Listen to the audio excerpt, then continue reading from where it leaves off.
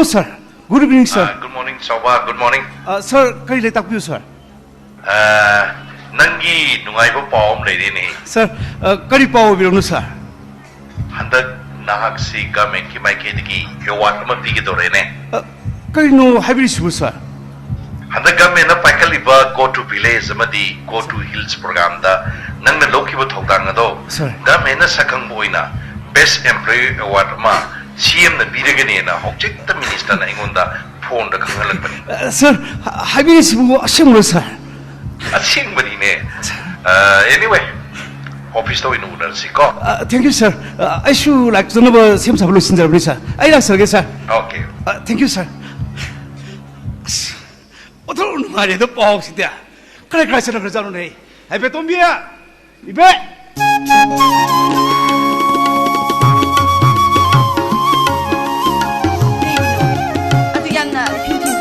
아이, 너무 그라이서 루게. 실망 너무 그라이서 루게니. 아이디 그이스티나. 그래 수사티야. 마사이드기 라이프나 레이시디. 이헤, 아이씨가 난 이 라이시스네. 그럼 가버리 난 신나. 아이누니, 엄청나게 비고 그이누니. 제 아포부터 갓벌레이시. 시무땅니 프리카우드 하선 비우시. 그래.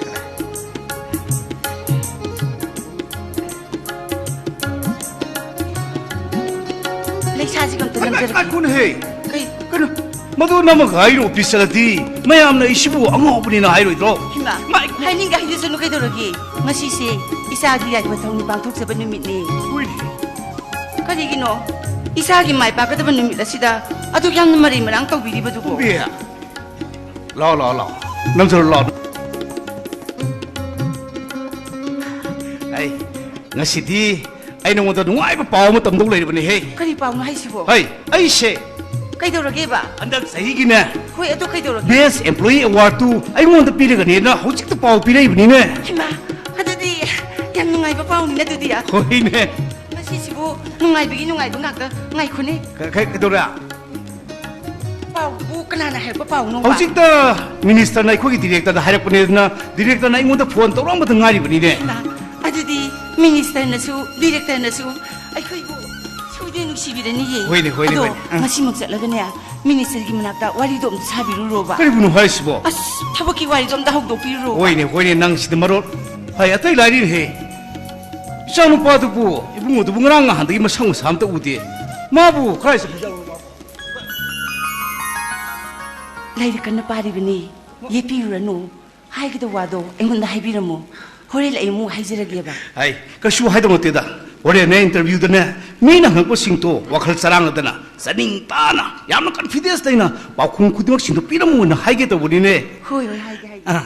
마스네 마기 안감 바탁다 양 깐노 호나저리비니 마나 하이비다부 한득디 컨비디언스 부 양을 레이 하이디냐. 아도 무이 바붕나수네 소이드나 바 양네 직신님 또 호나비고. Ah, du gi wadi. Ma pa yi sha ni da na. Ai, ma na to ri bu ai di good hai buni. Yam phai hai buni ne di. 마나 호나바 ngaknani 오야 본티다. laugadolba posase sumna tangi amma khaktani hojiki matam sidadine misang sanga asan miran haib amasu leibani migi thamuina pinaba kari no aikoi gi khara pibam thokbodo pibitadni aikoi gi angam khara pijase haibasune mui pabungna ne sikhange khangdani hek yadi do Tombi.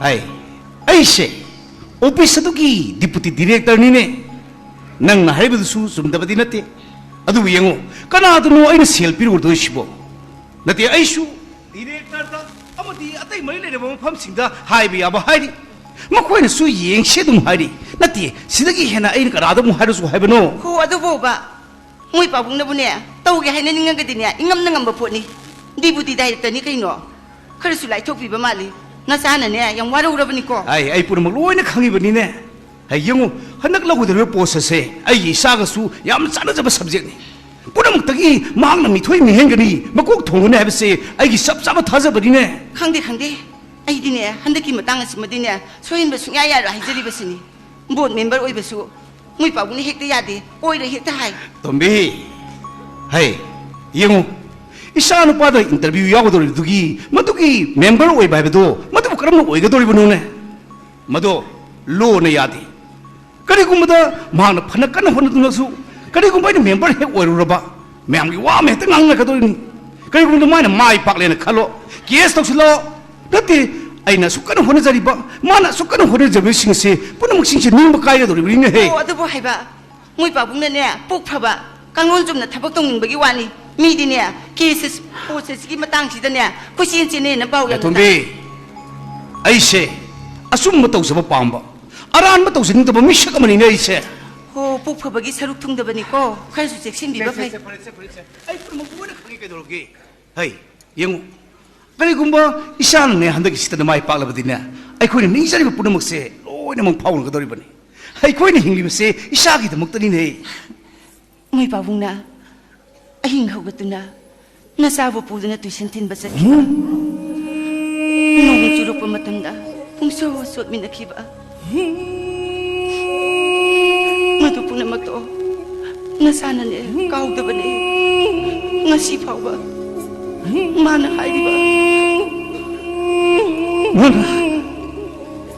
mana kari haiba mana thabak tawraga kara malaigani aduga imaga pabunga nong solalui haiba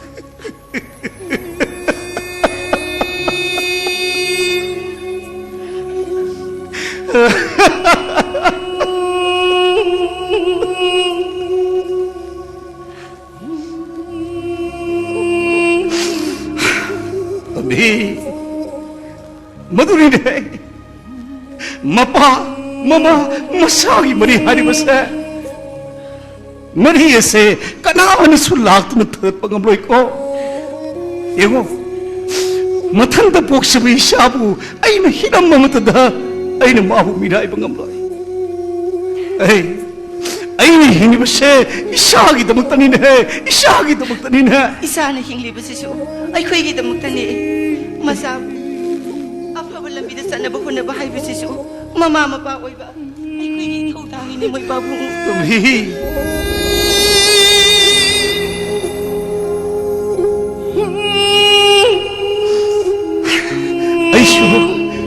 Aishu adum khalibani aduna bo ay nisu isagi da magtadi ang amba khara ko nabi ay zabani ni moy babu ay bu isagi da magta kari mat hona drabro hona di hay banasadi ay ko gisu kanada no kadino khara hina hay janbi ay zabani moy babu ay khane ay punabak loina khane ay thengi dore chan mat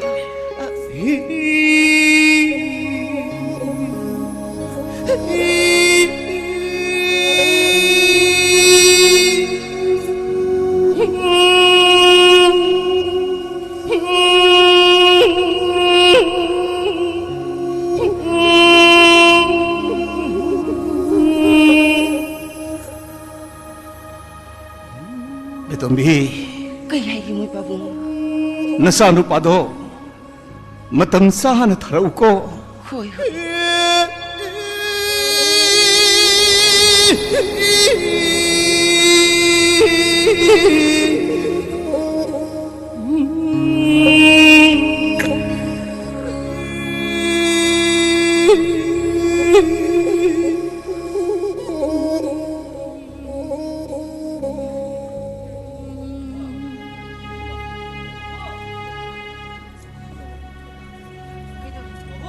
Kaidori bungo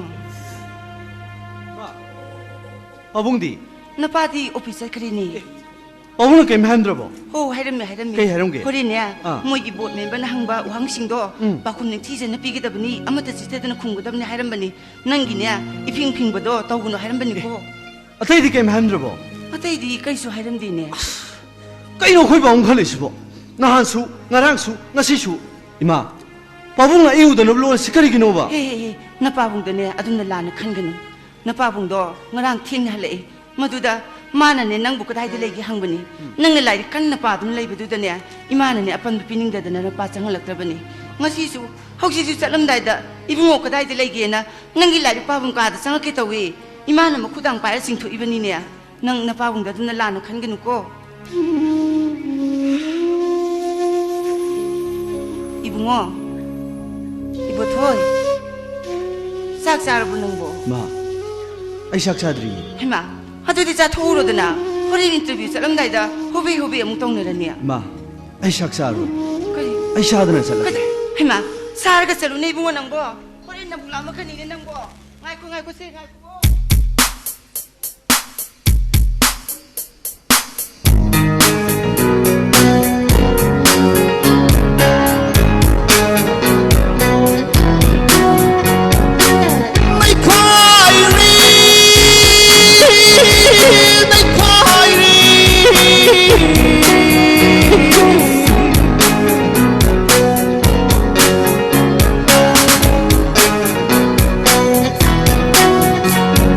Nay khai re, ni na mi bu nay khai re, tham môi mà hi se na re, kun si ma phang lay ta re, hing na si na re, tham na pa le tai vang va, hing na si na re, tham na pa le tai vang va.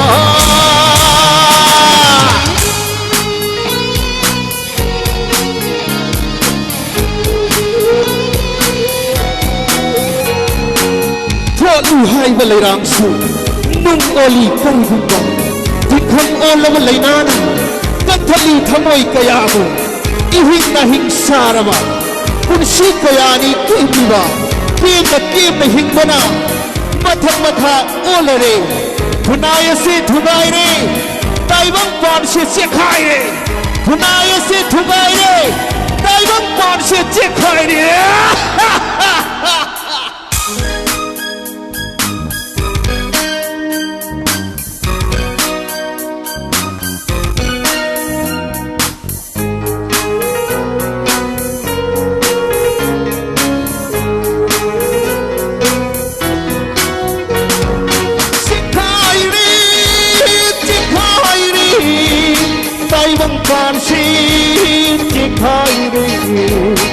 Pina pale imunda para kulli phamunda Pina namli hairaga nei basare nupana Pina namli hairaga nei basare nupana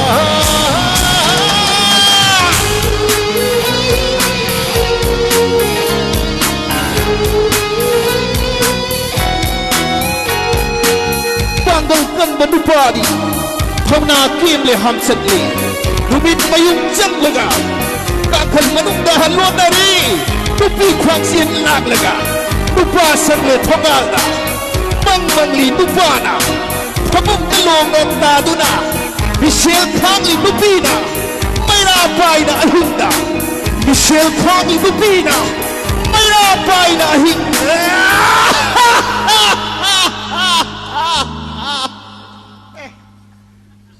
Si kanrang he la mini. Mim te interview lang na dri mana nganta na karibit la janu. Masay ay tabak tawgi ko. Masay ay tabak tawgi ko.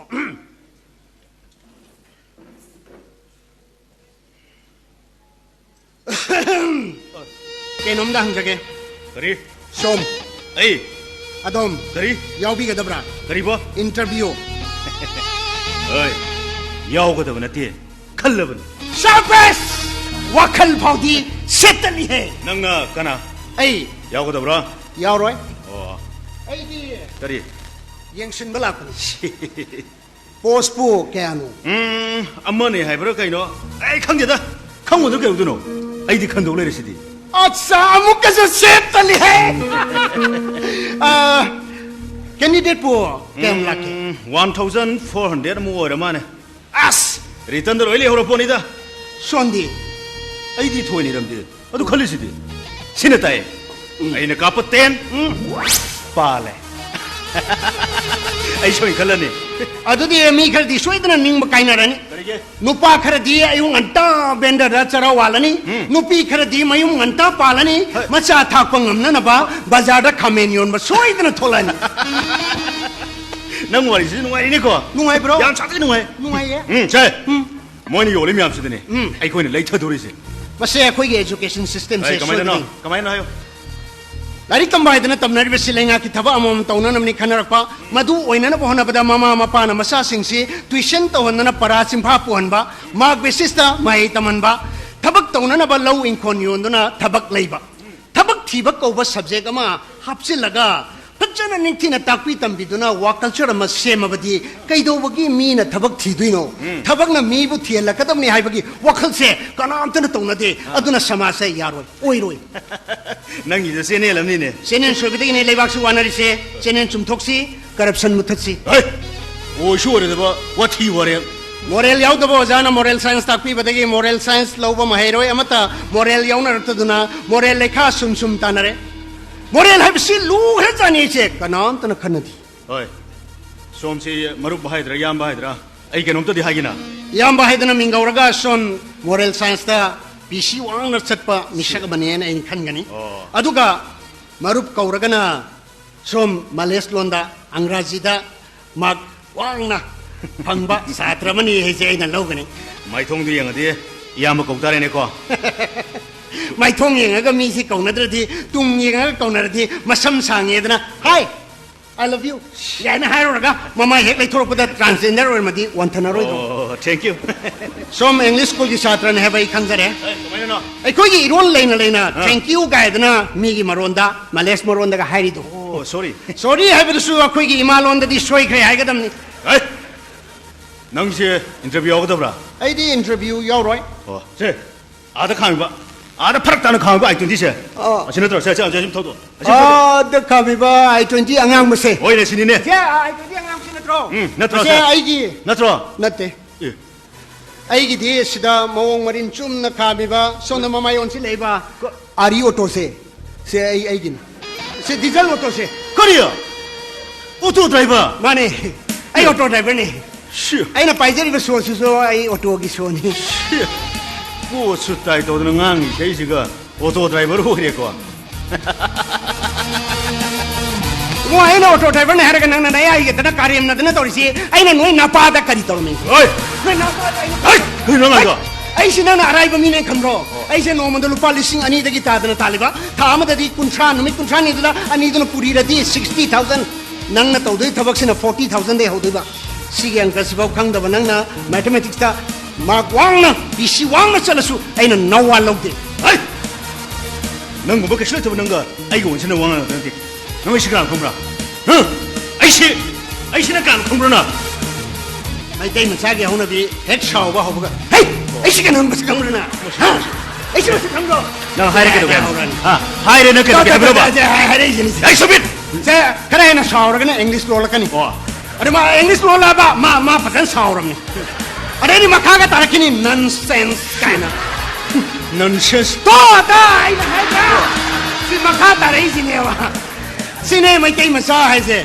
이봉아 낭 마이테이 마사 싱머니 해 오래네 세 노이나 보디 잉라지 가이나 하이리바 마도 아코이나 마이테이 론다디 마도 사울론 하이나 강네 오렌 보드 멤버나 사울론 카리노 가이나 나온다 항아바 낭 막망아지 셋는 팡네 낭 아이 넌 무모토 드라이버가 이게 원천의 왕하는 어떤데 아니더라 넌 페이페이야 어이 어디 가는 거야 너 포함인가 야 그쪽으로 가야 아 항노 가리 마펌 짜나 감니 강드리버 미고 아두수 낭고 모랑하니 너희 마세나 사울론당 항나라가네 카나라우 garmar yaudaba english ngangnaraga khanabru tabu phana nuai ni oi noi ko mana thabak thida kanan thini nabungo khoi dine thabana koitan tanari ba mini khongban tongna siro lau na siro jagoi sana siro kaidou sige anyone open challenge ai wa culture su leitaba su no ma chani su khangdaba sidida sanja tumya to thabak no manena lai Excuse me. Excuse me, sir. Soy. Seng lau saktam uza hodre. Majai be ma kari takpi gadaba. Takpi hodo kari takpi gadaba. Sir, se interview gi official birabra. Ai. Hoi. Nachade. Natte. Sum candidate oi bir. Ai dina sade. Adu sunataba. Ai gi boyfriend yawgadaba. Oh. Ma muk tawnaram ge tawbani. ꯁꯣꯝꯁꯤꯕꯨ ꯏꯆꯦ ꯍꯥꯏꯅ ꯃꯤꯡꯒꯧꯁꯤꯔꯥ ꯅꯠꯇ꯭ꯔꯒ ꯏꯆꯜ ꯍꯥꯏꯅꯕꯨ ꯃꯤꯡꯒꯧꯁꯤꯔꯥ ꯁꯥꯔꯁꯦ ꯑꯩꯅ ꯁꯨꯝ ꯌꯦꯡꯕꯗ ꯑꯩꯈꯣꯏ ꯑꯄꯥꯍꯣꯏꯒꯤ ꯂꯦꯡꯒꯥ ꯃꯥꯜꯂꯤ ꯍꯥ ꯑꯩꯁꯦ ꯍꯣꯏ ꯀꯩꯅꯣ ꯍꯥꯏꯁꯦ ꯀꯩꯗꯧꯕꯤꯔꯒꯦ ꯄꯥꯕꯨ ꯑꯩ ꯏꯃꯥ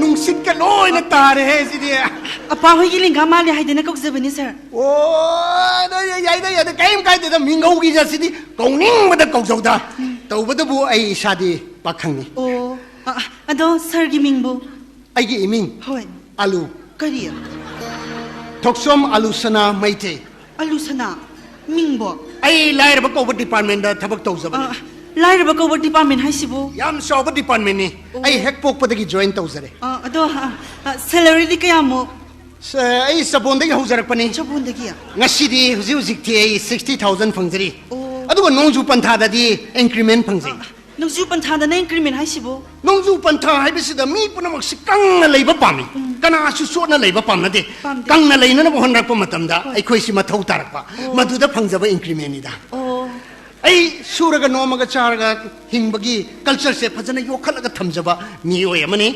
ꯑꯩ ꯀꯔꯞꯁꯟ ꯌꯥꯕ ꯃꯤꯁꯛ ꯅꯠꯇꯦ ꯉꯥꯏꯈꯣꯅꯦ ꯅꯈꯣꯏꯅ ꯁꯤꯗꯩꯗ ꯊꯕꯛ ꯇꯧꯕ ꯇꯣꯂꯣꯞ ꯆꯥꯕ ꯑꯁꯨꯛ ꯌꯥꯝ ꯄꯥꯝꯃꯤꯁꯤꯕꯨ ꯅꯈꯣꯏꯕꯨ ꯅꯁꯥꯗꯨ ꯁꯨꯗꯗꯅ ꯉꯟꯇꯥꯅ ꯀꯥꯝꯈꯠꯇꯅ ꯕ꯭ꯔꯤꯟꯗꯥꯕꯟ ꯄ꯭ꯔꯥꯞꯇꯤ ꯑꯣꯏꯕꯤꯗꯨꯅ ꯄꯥꯝꯕꯤꯔꯤꯁꯤꯕꯨ ꯀꯩꯅꯣꯗ ꯁꯥꯔꯅ ꯍꯥꯏꯕꯤꯔꯤꯁꯤꯕꯨ ꯀꯩꯅꯣ ꯁꯥꯔꯁꯤꯕꯨ ꯑꯁꯥꯕ ꯑꯣꯐꯤꯁꯥꯔꯣ ꯍꯧꯖꯤꯛꯀꯤ ꯃꯇꯝꯁꯤꯗꯤ ꯁꯅꯥꯁꯤ ꯀꯣꯇꯦꯖꯁꯤꯅ ꯌꯥꯝꯅ ꯍꯦꯟꯅ ꯄꯥꯝꯅ ꯁꯤꯖꯤꯟꯅꯔꯦꯗꯅꯀꯣ ꯃꯇꯝꯅꯅꯤ ꯑꯗꯨꯗꯤ ꯁꯥꯔ ꯎꯊꯣꯛꯁꯤ ꯀꯅꯥꯏꯅꯣ ꯍꯥ ꯎꯊꯣꯛꯁꯤ ꯀꯅꯥꯏꯅꯣ ꯑꯩꯒꯤꯅꯦ ꯆꯠꯁꯤ ꯆꯠꯅꯕꯅꯤ ꯂꯩꯔꯤꯁꯦ ꯑꯩ ꯇꯣꯂꯣꯞ ꯃꯆꯥ ꯑꯃꯗꯪ ꯀꯥꯏꯔꯨꯈꯤꯌꯦ ꯇꯣꯂꯣꯞ ꯃꯆꯥ ꯑꯃ ꯂꯥꯛꯑꯦ ꯑꯣꯛꯇꯣ ꯗ꯭राꯏꯚꯔ ꯑꯣꯏꯔ ꯃꯥꯜꯂꯤꯅꯦ ꯏꯁ ꯀꯣꯠꯀ ꯂꯤꯠꯇꯅ ꯇꯥꯏꯒ ꯄꯨꯟꯗꯅ ꯑꯣꯐꯤꯁꯥꯔ ꯁꯥꯔꯤ ꯃꯥꯜꯂꯦ ꯑꯣꯟꯊꯣꯛꯄ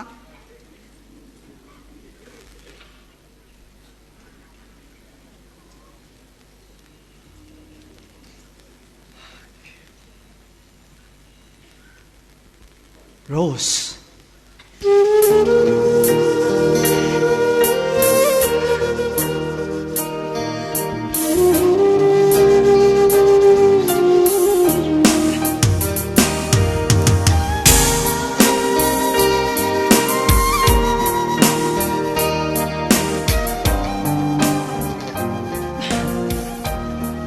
Rose.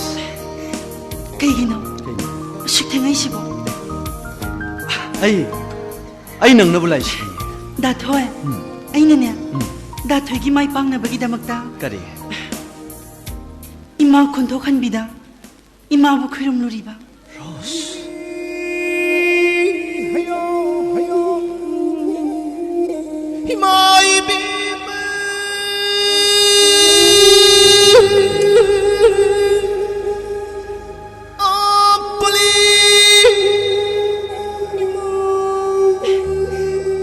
이마드 칼루바 히람니 호렌 사비유고 세 Inung basura halap likwat nalan mau cilat maringgiin ma kumim kri matbuyak nairat liri mau 그슈바가 뜨누고 Rose. ꯑꯩꯒꯁꯨ ꯄꯥꯈꯠꯇꯦꯗ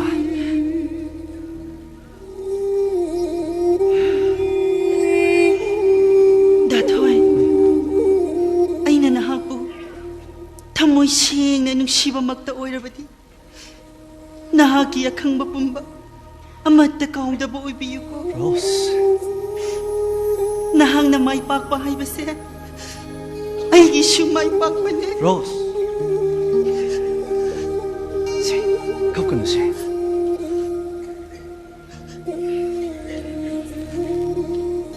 Rose. 꼬나 와리 샤르시. ꯑꯩ ꯁꯪꯈ꯭ꯔꯒꯦ ꯑꯗꯣ ꯑꯩ ꯉꯥꯏꯔꯝꯈꯣꯔꯥ ꯉꯥꯏꯔꯝꯃꯅꯨꯗ ꯍꯣꯔꯦꯟ ꯊꯦꯡꯕ ꯉꯟꯕ ꯇꯝꯕ ꯉꯝꯗꯦ 오케이 소이드나 마이 박비용 정비로 다토이 아무튼 아이비고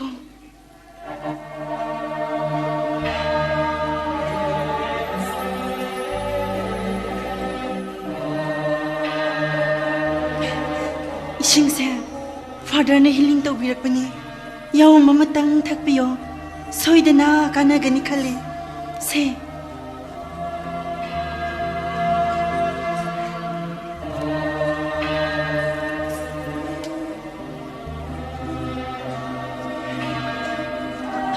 더워 다토이 더워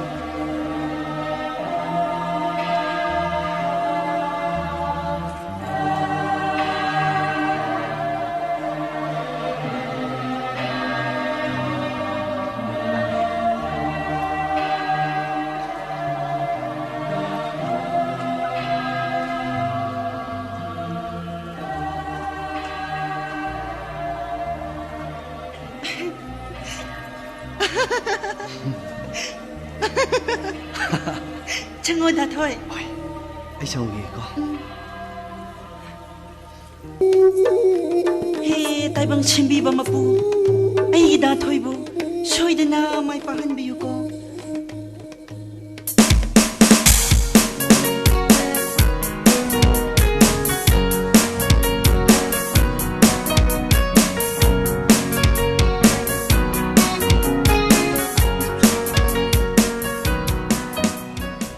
그러잖아.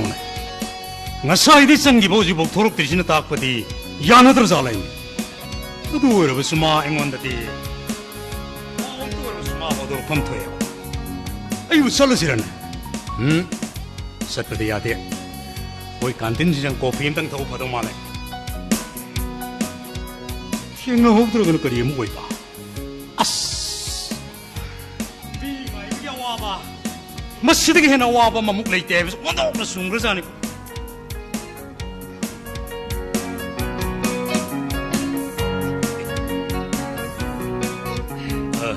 가만히 또 그래. 가만히 또 그래. 로이나래. 오, 아생봐. 아이씨 미니스터기 누피니. 아이나 하이브다 그래도 왜 야로 뒤노 하이브네야 봐. 아두 기부디 얌좀 봐. 아두다 아이나 하이지는 거 와품 막학나. 아스, 뭐서 봐. 그도록이. 낭지 타이는 게 야락등 엉엉엉엉 뭐도 한디니. 덕분에 또 매담. 싸우 그러봐 미니스터기 누피나. 수만이 꼬지엔지엔 호는 것이 너무 까이니나 칸기네. 아, sorry. 와로 왜야 되고 매담. 아니 이제다 생나 하라부터 이사노 빠기 소엔닝 만드더나. 매담도 그리그리 했다 딱 봐이 두네 봐. 매담 내게 담았다 또 위리부스기 칸보다 아이 분식이 왜는 손까고 저러고 있다 보니 매담 게 담아 아이 타모에도 싸우 덕자이다. 아 그니. 하니기 뭐럽니? 많이 매담. 콜레스타 미네레이. 빠캉나 샤비 파미네레이. 시대 와로레 깨도록이네. 매담 너 딱 비리버세 아좀 망학되네 큰저이 깨도록이. 까이노 매담 어디야? 매담 하면 까이노 하이브네 봐. 깨도록이 하리시. 아스. 앵원에 매담 가나 거로코노다 까. 까이노 아스디야. 아스 하이브 까이노 하이브네 봐. 그 이놈 시집에 거기 매담 좀 끓이. 아이 코니. 낭부 타이나 앵원에 까리야네 까오게네. 하. 까리야네 까오게 봐. 아도 뭐디? 하요네 까리야네 까오게 봐. 암다 하요네. 하요. 할마. 라따 이나 꼭 기도디. 마도. 딱히도 얌 꾸이래. 아도마네 까. 마도 까오도고 나보 기약거리니 낭부. 마탐도 호크래 해봤다이네. 혹시때 아이코이 오너레벨 길로이나 비오이럽니나. 토글론 가이제닝다바 하이타이네. 오, 타굴로 얌 강미 따임니네. 나나 타굴로 얌 파함나가나. 아이비오. 가다이. 아인 하이브다 피로. 오. 마두디기 해나 사오바 타굴로 아마 딸레이드라버니 고하지기 마탐다. 마두기다 먹더니 게임도 싱가비 우는 거이 도로게. 아. 아이 수이보 쪼보니 가리디 역절이. 아. 50 lakhs. 오케이 와로래. 아, 보티 멤버 그디마 아인 오이마 마치밀라마머니. 마코 쇼이드는 마게 아이든 쇼이드리 피라까니. Thanks. 아도 매담. Sorry. 아돌라다. 하인디. 아이코이 미니스터는 거리 하비리게 해보지. 아이마 미니스터 하이도. 아이기 누빠니. 아이기 학장 땅카이. 마나 하이바 아이니 일리. 어이메. 아이나 하이바 수마 아동 일리. 마나 하이바 수아이 있는 뭐 깐나도 호너리 그대로게. 거리 하비리시고 하이시고. 와지고 타야이네 뭐 그뭐 요. 나 누빠 노이시 누피 어코이나 하비시 인게더버니네 인데라피야. 아도기 뭐디 얌숨이 숨. 숨바네. 얌숨이 깨더라게. 숨들이 가이노. 아이디야 숨 뭐가다 하이겐바네. 아도 인터뷰고 하고 그래서 알아서 싶어. 하우 그래? 지기 티브레 요리. ngai 코니. 너희는 사는 바두부 락브라냐. 거리노 하비리시고. 아이 깐내 사도 다세 들어보니 깨더라게. 다세 들어가니 폰도 꼭 독적으로. 에이 야래. 꼭 토로는. 아이 누구 그래 너무 아이기들 하거든. 그래 봐. 너무 미안하다. 아도 이보셔 봐. 아이네 숨 칼리버네. 나 사는 바다 사는 비 타자거들 보니까. 아싱기로 하시고. 세영 백인이냐. 그래도 왜 야르디노? 이사는 비는수 아이는 하려 하고 그러버네. 아도 이사는 비부까지 하리게. 그래도 왜 야르디노? 수에도 먹기 야거들입니까 이노? 아스 마시다 이는 싱여저번 각레리. 그리 싱너리바. 마마수 마옥사. 이사링의 맞담다 까남도 수 타자답니다. 아이코이 미니스터다 독록시인 기버드다나. 미에마디 완테이에 좀 땅디 거비누고. 야, 레데 그더러게. 아드는 맞담 와니까 이노. 오이니. 이노니. 예. 깨더러. 그리래. 뽕시 아용 따라마니. 오이니 뿡디 탱이. 아용 따라. 아이로 홍바 따라 망아서 그도 올래 이번. 아도 미니스터 하이도. 아이나 하이브 수마 아동 일리. 아이나 하이브 수아이 있는 뭐 깐나도 호너리 그대로게. 어 양그러봐. 아. 스코트 아무튼 야록부터 있고. 스코트 없다. 아이씨 또 미나라. 나고. 낭이도 가리디 야호이 한나. 가리디 야호제리. 그리고 뭐 아프면 못해가. 까이들어게. 인터뷰 좀 하이독 좀 그만 독 되는 거시고. ngasi haido kene haibane haba ngasi as ondong nungai jare da dia ngasi haido busina patro kuini namsale le ready persama ya mamla kani adu ngasi haido busina kwai phara bani adu soibadi ai soireroi ko bo sauba ngai gidre bo nangsi nupi dong ne pe aina hagradi lore da na kari no o soye ningdadna haije bani kai dorge yare aina haradi sorore dong ne tieng nang sungana le ai mata mayo mangthabi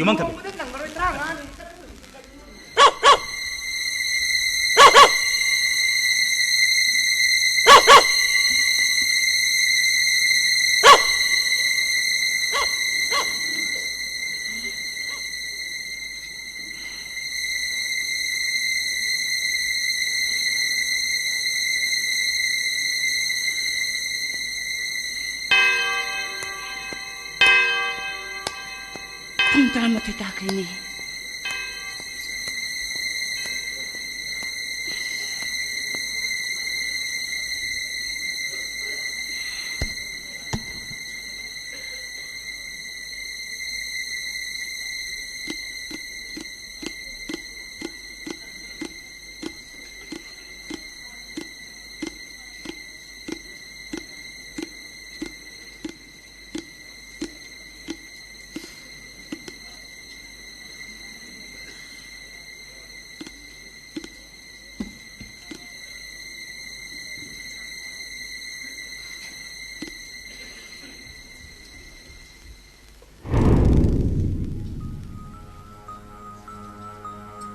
Kayino, asan ting bida isibo? Kay daw lagi? Kay daw lagi ba? Haksangam daw bro?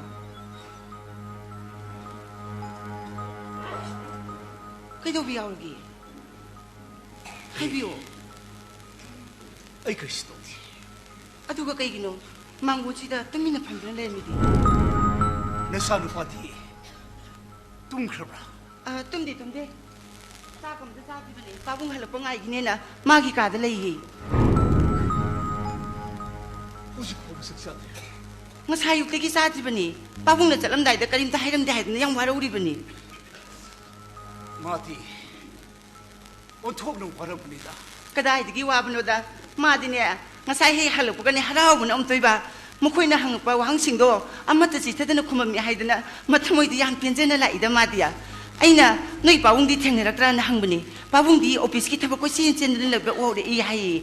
Ado da, mana tolok pa da, noy office kita hekta do na, ibungo, nang bu, sabugi masana ta na hangi iyi, ibungo na mani na kumbaza ni, maduda, mana managan po pubiraga, well dal hay da na niya, madiyam haraw na tamida ingonda. Ado kising matagda, maga kang nazabi, kari, nupi masama lebido, Rose habido, magi mapana, kansan minister oirabanina, handakti, mana soy din may pa kanya hay na haraw na tamimi. Tombi Kay, jaro ay basido amuta lutusa kay gino hay sibo. ngasibi ay basido yam nushire Kay no da. Matam sadre. ay yam kuning ay tombi Tingi, piron da hana hungdo. ay na habisida tawne jaro sakto nukoy sa tokoro ay kaya sa nigre Kay no, masisibo mo'y pabong sibo. Kay do. ay basido amuta piune ay na haibudo tomuto chalo ay basido amuta piune chalo abong basi 이기 이런 넷찔리만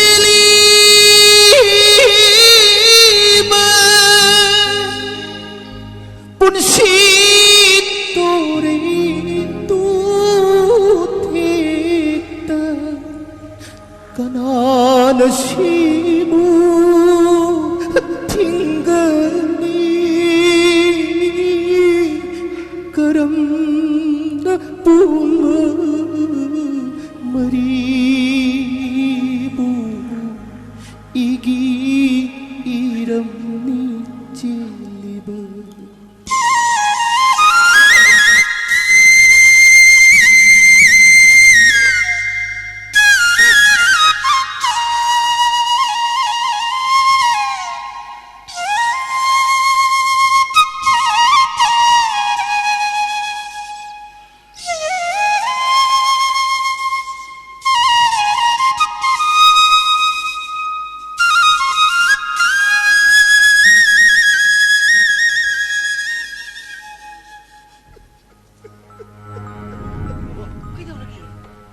그러게 봐.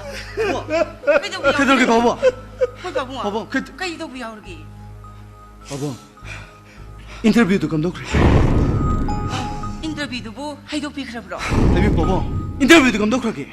인터뷰도 하이도 그러브라봐. 하비 봐봐. 인터뷰도 감독 그러게 봐봐. 아이고 그래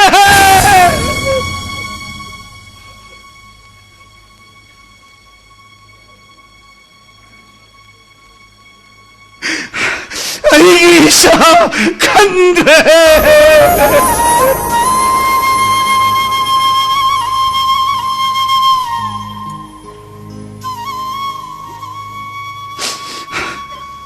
아이 마이티네 아이 분시에세 마이티네 아이 타자부 막 그래 아이나 하이제 들어. 아이고 저 안간 막 그래도 혼나지 아이들아. 미. 어디 색깔이 왜 이러시야? 아이시고 마사누 시부 강도마 빠무고는 울어버렸네 나의 그러나수 소리를 하이다이네. 아이 아도 뭐 타박 오이는데 거리기나. 아이고. 아이고 숙기 없는 닝버까 했는 미리겠어. 분명 막심이세. 무이 바봉나 섹시는 혼나비다 보다 이게 토이가 같네. 아이나. 아이나 그야 목 손목이나. 나때 이사는 손목이 나때. 마담식 이사는 비강다봐. 마마 바오이 바 거기 일하네.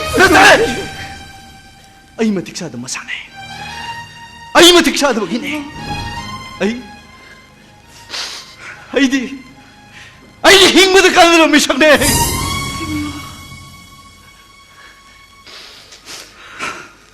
막이 보고 나 코이네 이고 아도 그냥 오늘 와라 울어버렸네 와라 밤토이 아도 그래 아이슈 아이 혼나봐 야와 뿌는 먹디 아이는 혼나 기버리네 허석대마다 모두 hen 그래.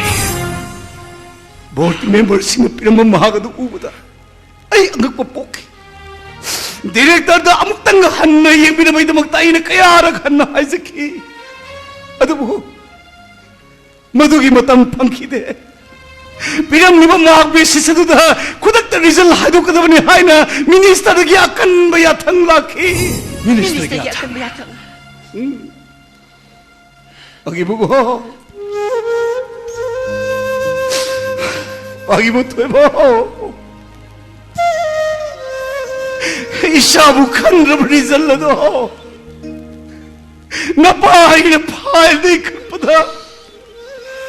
Napahay na tamuhay na kayam ka na matudi. Nang nadikang naroy ko. 허석대 땡 가be 까는 벌레 이러이. 자희기야 너. 자희기야 너의 타복 방들 낙립세. 허석대. 아이 타복 더부 야복이 세이수에 놓크라가네. 한덕기시나. 아이게 너희 뭐 싸스네. 뭐 시기는 뭐. 아이나. 아잉. 농틸. 너무 자박한 너희는 호르키면해. 누구? 아이게. 이 땡빵비나 봐. 아이게. 이 바라자!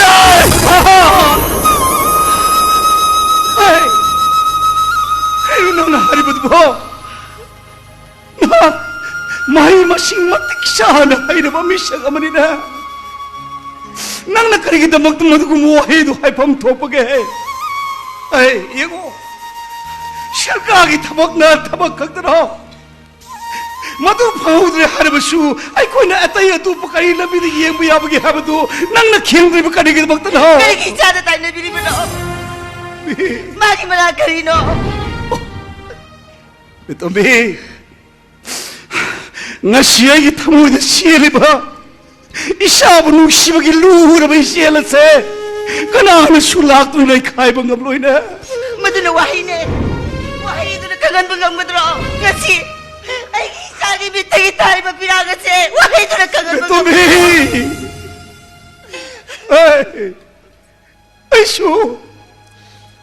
ay masanong sibakang mamapani na.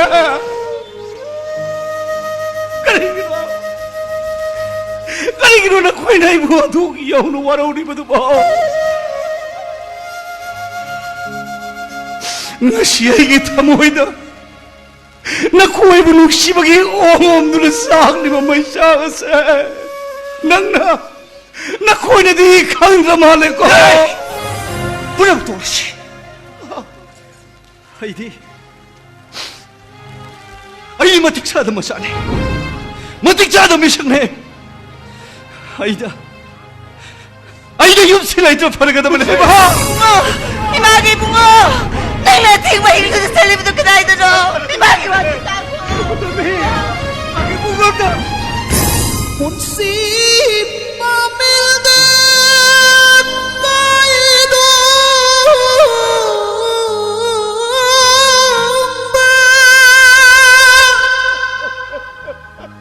thôi chết lòng chỉ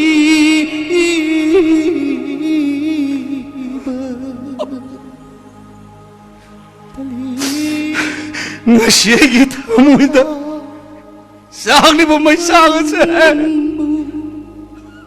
Nakuhay ka na ahamat na sukang ramali na ko. Ay na mo. Ay na mo ay isa mo kanigita magta. Mituay mihan ni Lloyd again na. Madugit namang nata. Ay na iunutil nung yunong siya kahit na siya kita magtako na kimasing nga dumo.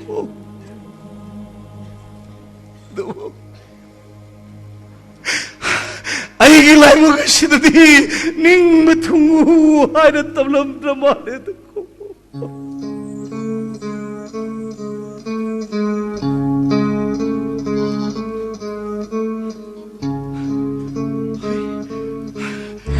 Ay, kaya ito ko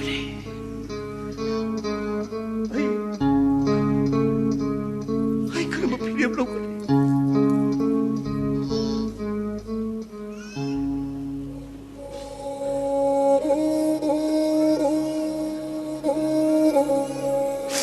Ay, pagi mo mo. Ay, pagi mo to mo.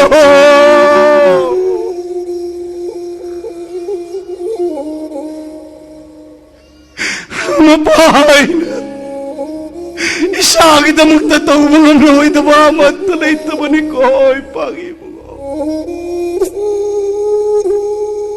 Malimas talay mo mapahay masiw. Masasing mo di tamoy siya. Nanusiba ni Koy. Pagi mo.